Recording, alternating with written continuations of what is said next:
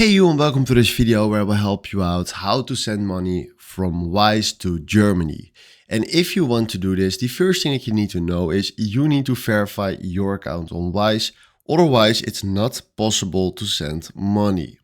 Then after knowing that, we go right here to send, and then we search right here for Germany.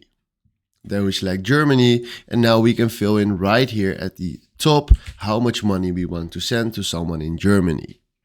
Then we can change right here the paying method, because we can use our Wise wallet if you have money standing on your account, or we can do other and then select ideal, bank transfer, credit card or debit card. So you can do whatever you want. So let's do bank transfer, and then we do add recipient, and then we do add, and then we click here on Wise if you want to send it to a Wise person.